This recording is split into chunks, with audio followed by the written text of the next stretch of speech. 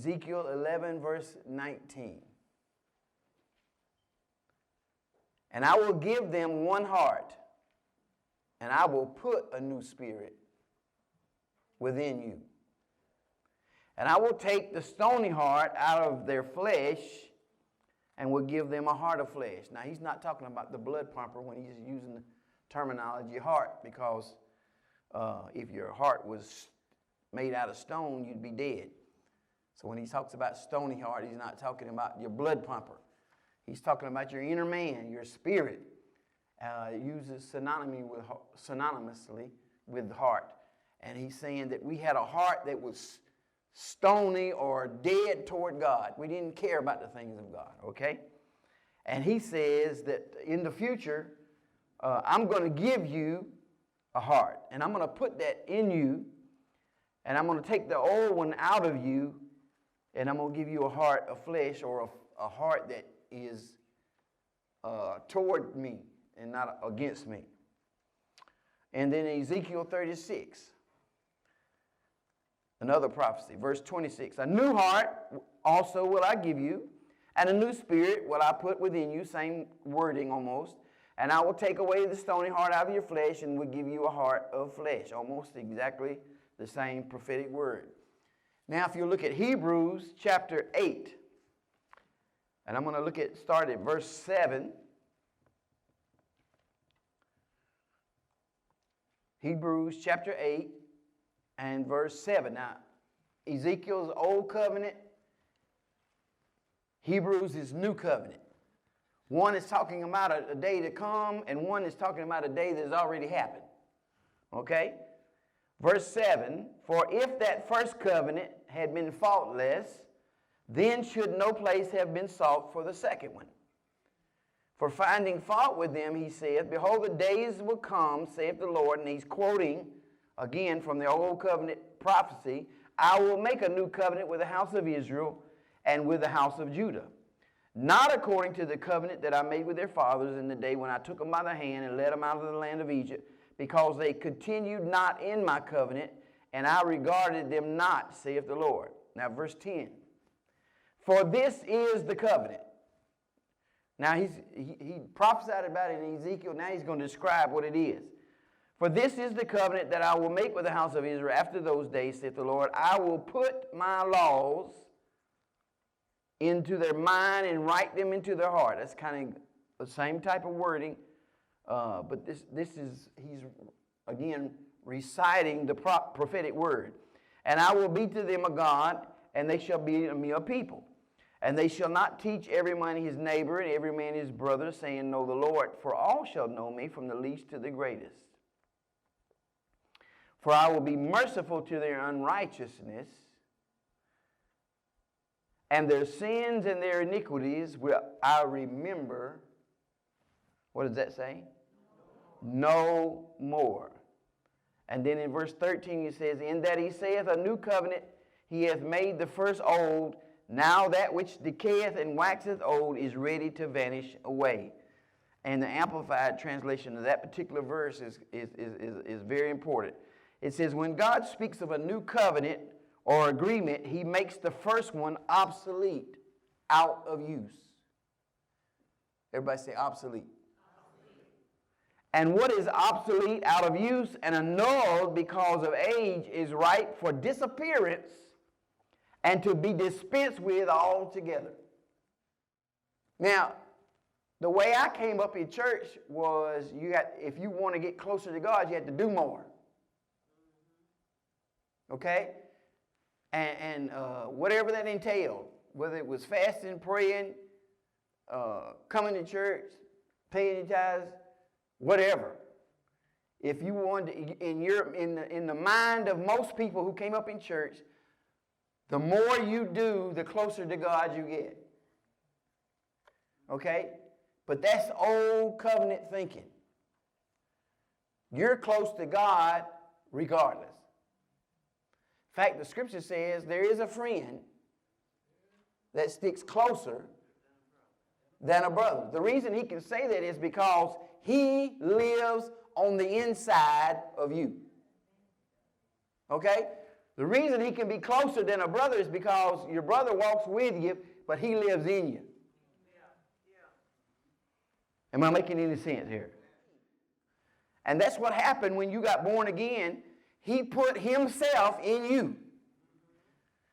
And in your spirit will never be any more holy than it was the day he saved you. You are a spirit being. You possess a mind, will, and emotions, and you live in an earth suit. The spirit being that was made new when you received Christ as personal Lord and Savior, he made holy. He made righteous, and you'll never be any more holy now. I don't care how much you do. You can't improve on a perfect identity. And that's where you get your identity from, your spirit man, not your, most of us get our, like if you get two guys that meet each other and they shake hands and they say, my name is Chuck, your name is whatever, and a few minutes later in the conversation, what do? Because in the world, we get our identity from what we do. Okay? Conversely, if you get two women that meet each other, they'll, my name is whatever, and your name is whatever, and then are you married? Do you have children? Because ladies get their identity from relationships.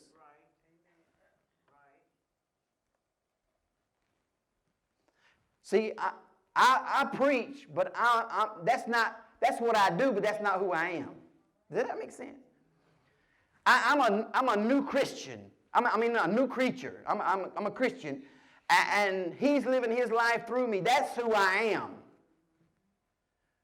What I'm doing is an outgrowth of who I am, but it does not define who I am. Does that make sense? I'm Gwen's husband, but I'm more than Gwen's husband. Yeah. If Gwen and I never were married, I would still be important. All right. The law says, do this and you will live. Okay? There's a whole bunch of scriptures in the Old Covenant that say, do this and you'll live. Okay? But grace says, live and you'll do. Law says, do to be. But grace says, you are, therefore you can do. Law says you have to perform to be accepted. Now, I understand that this whole world system is set up on performance. Okay? But as a parent, you cannot afford to love your children based on performance. You can't even love your spouse based on performance. Because how many people know that somebody is going to disappoint you? Okay? Some person is going to do something that rubs you the wrong way. And so if my love for Gwen is based on how she performs, and when she performs badly, and it affects how I feel about her. But I've got to love her unconditionally so that even if her performance is not what I think it ought to be, it doesn't change how I feel about her. Does that make sense? And that's the way you have to parent. Now, I know in school and on jobs, you get paid based on performance. If you don't do the work, you get fired.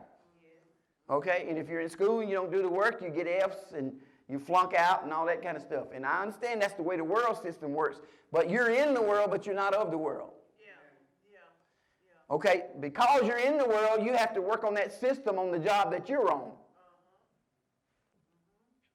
You know what I'm saying? There's a system that you have to work under because it's in the world. But as a Christian and as a parent and as a spouse and as a friend and as all those other words that you want to come up with, you cannot base your relationship on performance of other people because they will disappoint you. Sometimes we don't mean to disappoint people, but we just do. Because we're still flesh. We're in an earth suit, and our soul, our mind, our will, and emotions is being changed, but it's not all the way changed. We ain't got there yet. Look at the person next to you and say, we ain't got there yet. Okay, now, spiritually, you're holy. you're righteous. You'll never be any more holy. But that's just you. You still got a soul to deal with. And the soul is the reason we really come to church. See what I'm saying? Because we're trying to allow him to change us from the inside out. Now, we came up in a church where they made you had dress codes and all this kind of stuff, and people would tried to work on you from the outside in. But the problem with dress codes and all that kind of stuff is once you get away from that, you revert to the way you used to be. See, because if something's not internalized, then you'll just do it to appease other people while you're doing it. And then you get away from them. You go back. The law was given by Moses, but grace came by Jesus, according to John 1:17. Now, what's really funny to me in the church world is that people are still trying to keep the law, even though the law was never given to them.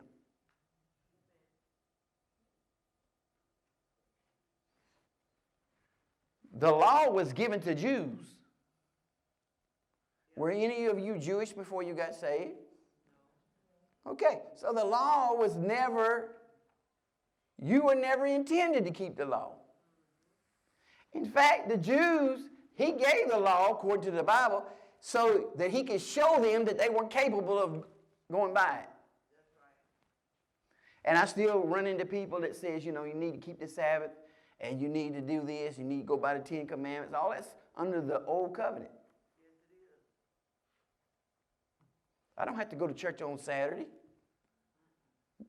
I rest in him. He's my Sabbath. The person of Jesus is my Sabbath.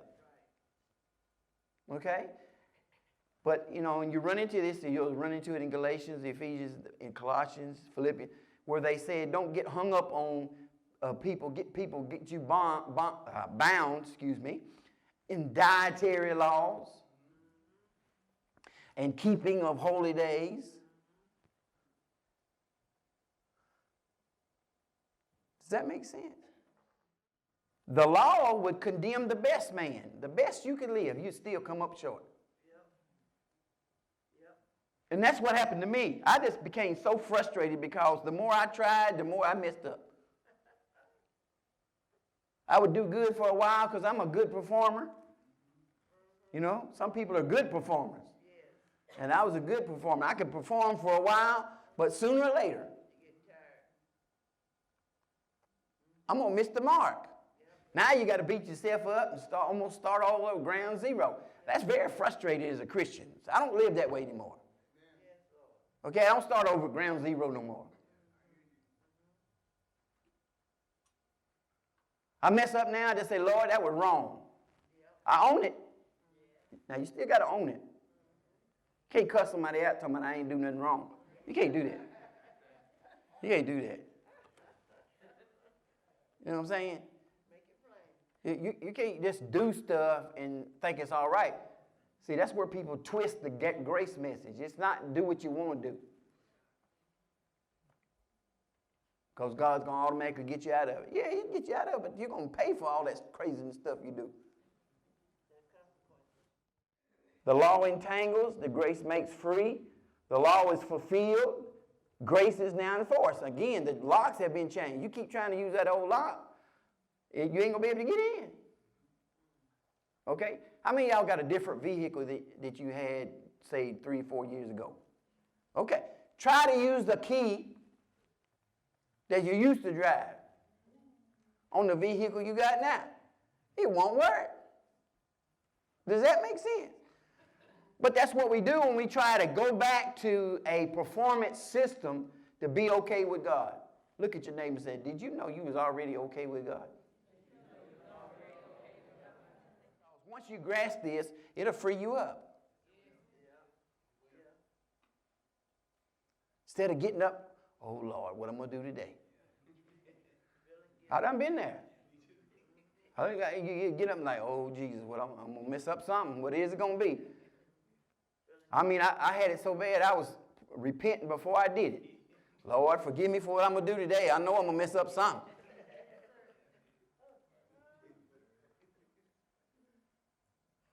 Any of y'all repent before you actually did it? Lord, I'm finna cuss them out, so go ahead and forgive me now. Law exposes sin. Grace covers sin. That's a whole different ballgame, isn't it? One says, you're going to hell for doing that. One says, Jesus paid the price for that if you'll give it to him. Okay? One leaves a man imperfect, one leaves a man perfect. One brings a curse, one redeems from the curse. One is living by the works or do. One's living by faith, believe. One's a shadow of things to come, one's the reality. One's covered glory, one's glory uncovered. One had earthly priests, grace has heavenly priests. Law makes priests by the law, grace makes the priest by an oath. Law was based on the earthly tabernacle, grace is based on the heavenly tabernacle. Law is written on stone tablets, wasn't that what the deal was? But grace is written on people's hearts. You know, you don't even have to have a Bible in your hand, and you can still hear what God says. When I heard in that cemetery that day that a dead lion was better than, a living dog was better than a dead lion, I had never read that verse before. Come to find out, it's in the book of Ecclesiastes. But see, I had him on the inside. And when you have him on the inside, he can still speak the word to you even though you've not read that verse. See, we don't have an excuse. The people in the old covenant they could say, well, I didn't know. But we don't get that excuse because we do know. When you get ready to do something that you're not supposed to do, you already have a check on the inside. Now, the old folks said it, something told me. I should have paid attention to my second mind. My first mind. My first mind. Y'all ever heard those expressions? Something told me not to do that. That something was him. He's a somebody. He's not a something. He's a person. He's a person who has a personality, who you can lie to, who you can grieve, and who you can love. Excuse me. Grace says you get good because he's good. You do bad, you still have to deal with consequences here on the earth, but it's not going to change who you are. That's good stuff right there. See, the prodigal son, he thought that because of what he did, he had ceased to be, I'm no more worthy to be called your son. And Daddy didn't even pay no attention to him. Get me the robe, get me the sandals, get me the ring. And let's have a party. My son who was dead, he wasn't physically dead. He was dead because he was separated from his daddy.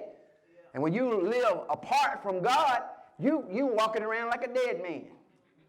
Because life only comes from him. Law produces self-righteous when you perform well. Oh yeah, I fasted 40 days. But it condemnation when you perform badly. Grace says just give God all the glory from it's him that lives in you, both to will and do of his good pleasure. It's him. Repeat after me. Jesus gave his life for me.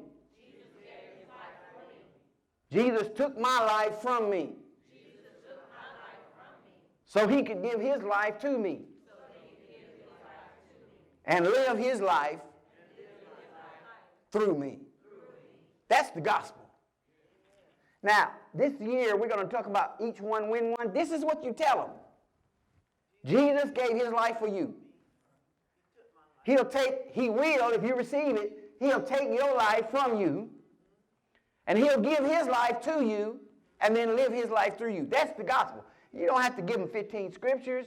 You can talk about your story, but just tell them Jesus Christ did it. He has reconciled you back to God. All you got to do is believe it and receive it.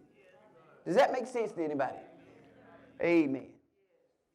Y'all remember that song we used to sing in church? Something got a hold Y'all remember? Of me.